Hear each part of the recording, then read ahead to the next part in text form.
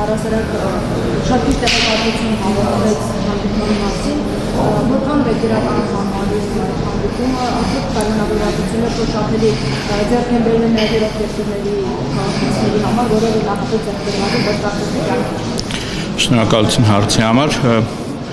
Ընդհանուր առմամբ կարելի է գնահատել, որ այդ բավական դրական մթնոլորտում էր անցել, ինչպես արդեն հրապարակված մամուլի հայտարարությունից վստահաբար ծանոթացել եք, քննարկվել են թե Հայաստան-Թուրքիա երկկողմ հարաբերությունների, թե տարածաշրջանային, հարավային Կովկասի եւ ավելի լայն մերձավոր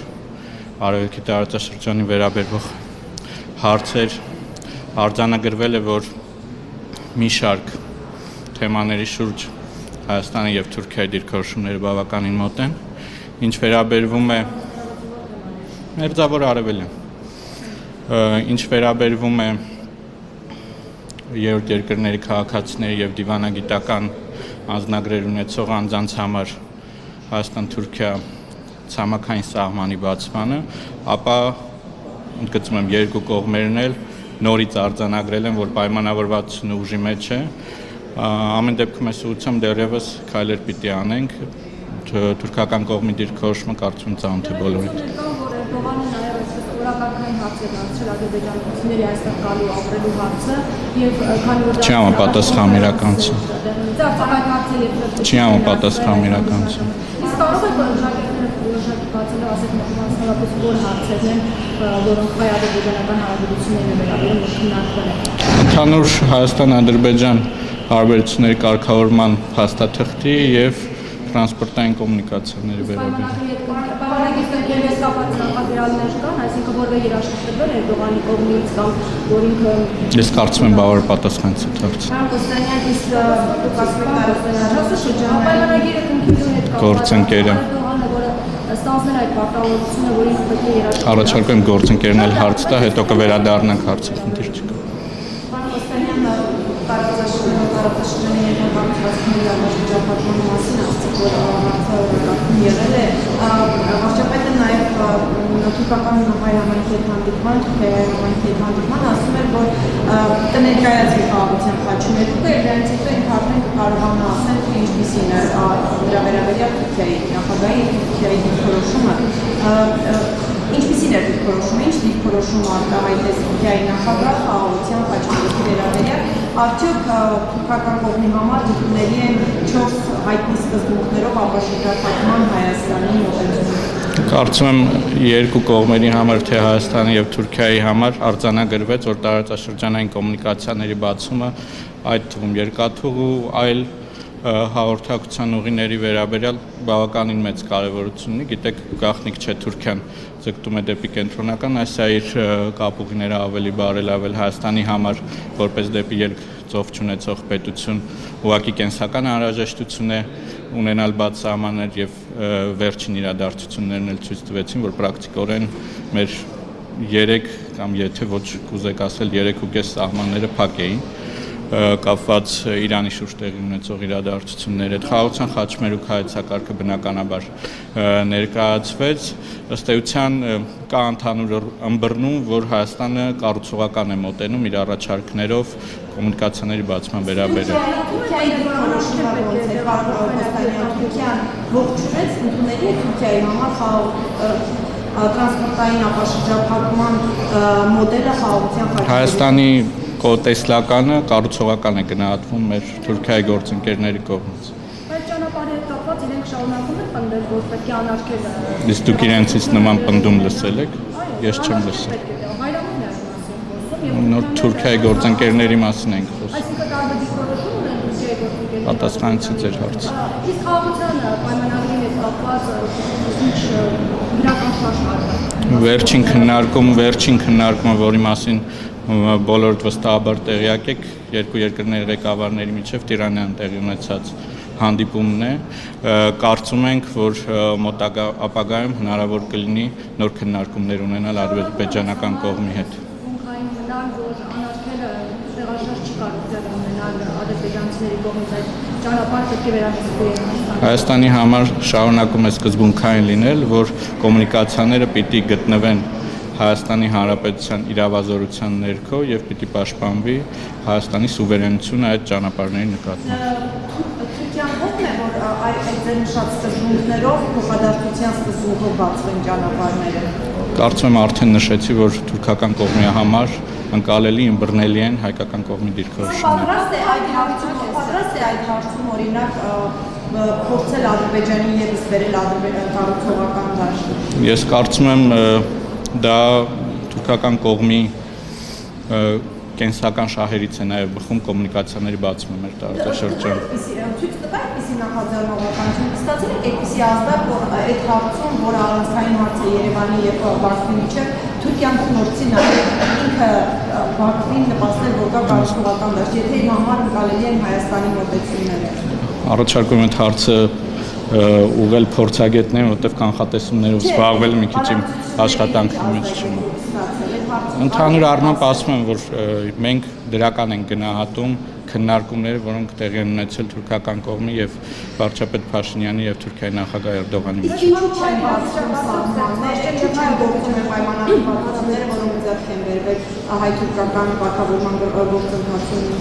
Մենք հույս ունենք, որ այն պայմանավորվածությունները, որոնք ձեռք են բերվել, դրանք կյանքի կկոչվեն եւ դրա մասին թե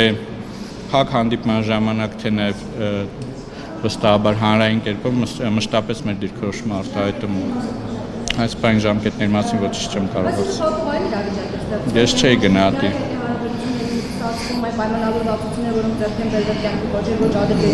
Ես գործընթացը փակուղային չէի գնահատի, որովհետև փակուղային գնահատականի համար առնվազն անհրաժեշտ է նախադրյալ, որ քննարկումներ չկան, իսկ քննարկումներ թե Հայաստանի, թե Թուրքիայի եւ թե Ադրբեջանի հետ քննարկում։ Ադրբեջանի պատկերացրած Զանգեզուրի միջանցքի հարցում եւս նույն դիրքով չի հանդես գալիս, այսինքն թուրքական կողմը Զանգեզուրի միջանցքի հետ պատկերացրած ադրբեջանական կողմի պատկերացրած Զանգեզուրի միջանցքի հարցում չի աջակցում Ադրբեջանին եւ ինքը այդ օրակարգը չի սպասարկում։ Մենք կարող ենք արձանագրել, որ Հայաստանի Հանրապետության դիրքորոշումը, որ կոմունիկացիաները պիտի անցնեն Հայաստանի ինքնիշխանության եւ իրավազորության ներքո որևէ կերպ փոփոխման չի ենթարկվել, չնայած այն բոլոր շահարկումներին, որ այցից առաջ եւ այցից հետո մամուլում տեղ են գտել։ Իսկ ինչ բացատրություն ունեք, որ ժամանակ առ ժամանակ այս հարցը փակվում է իրենց կողմից, եւ հետո ժամանակ առ ժամանակ իրենք բացում։ Օրինակ, պետք չէ ճանապարհը մենք Իրանից ճանապարհ կստանանք, ամուր չեն կառուցում, հետո նորից խոսվեց կանոնի միջանցքի մասին։ Դրանք բացատրություն։ Ենթադրաբար կոմունիկացիաների բացումը հավասարապես կարևոր է թե մեր հարևանների համար։ Իրեն պատասխանել Հայաստանի առաջարկների, գրավոր առաջարկներ, որ ուղարկվել էր ապաշտպանության այս մասին երբ լինի նորություն, վստահաբար հանրությունը կտեղեկացվի դրա մասին։ Հույս ունենք, որ մոտ ապագայում կշարունակվեն այդ բանակցությունը։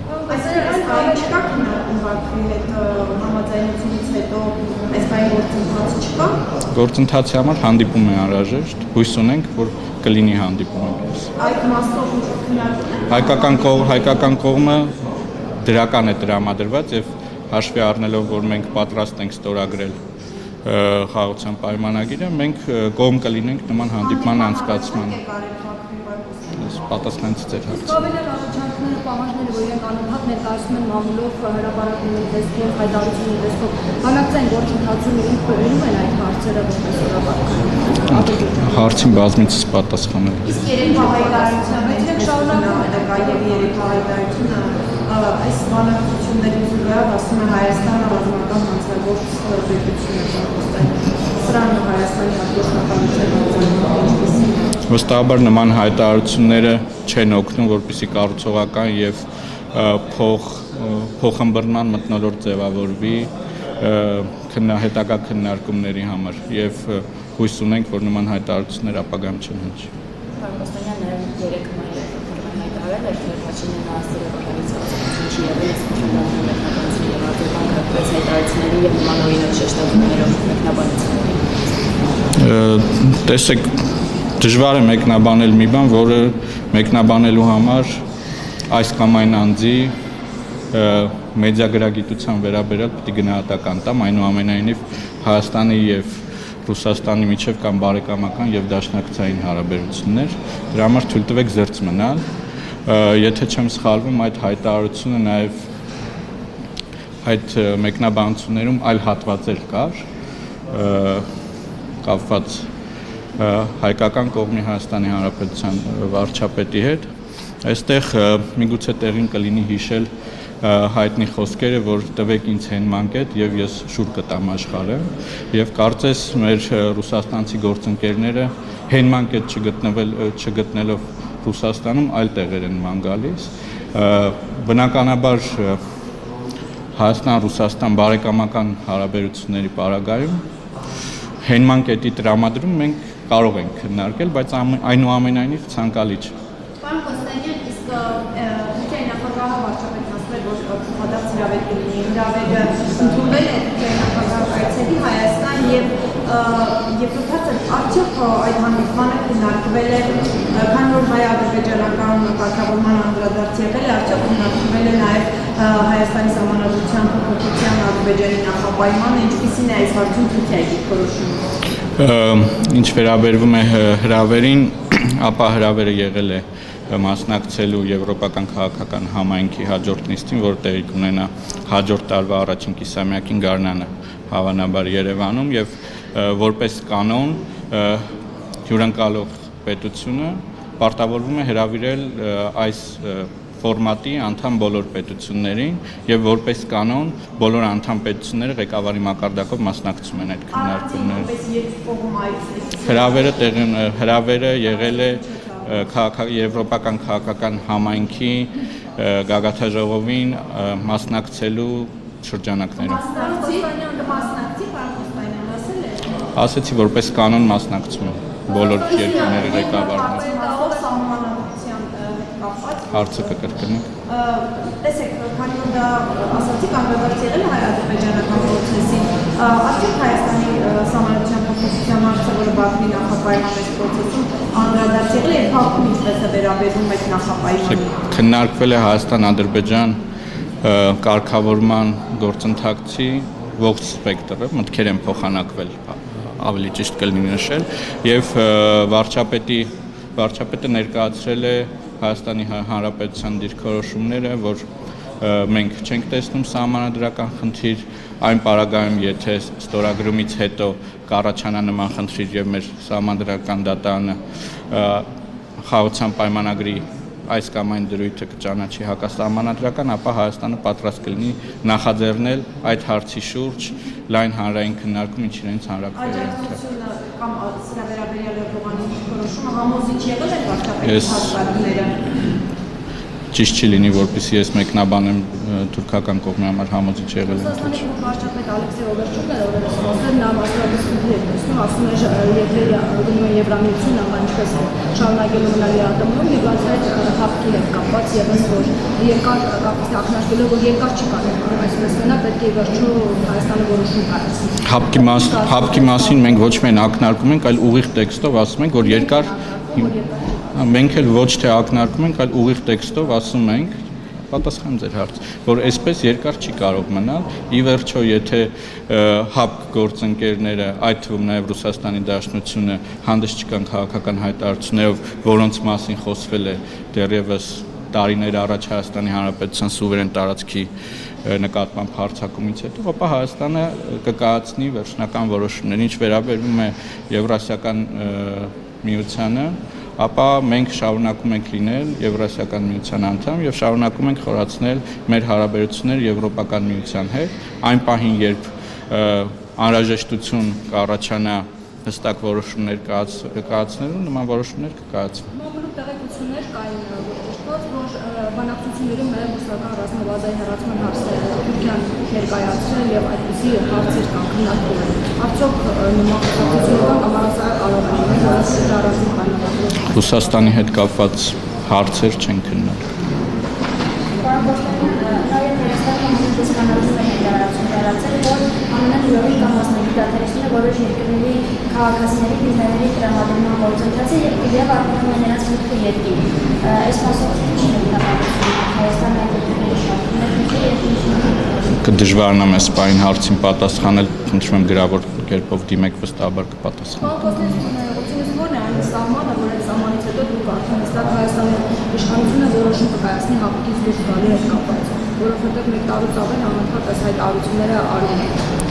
Հայաստանի Հանրապետությունը լինելով ինքնիշխան պետություն, ինքն է որոշում, թե երբ է ճիշտ ժամանակը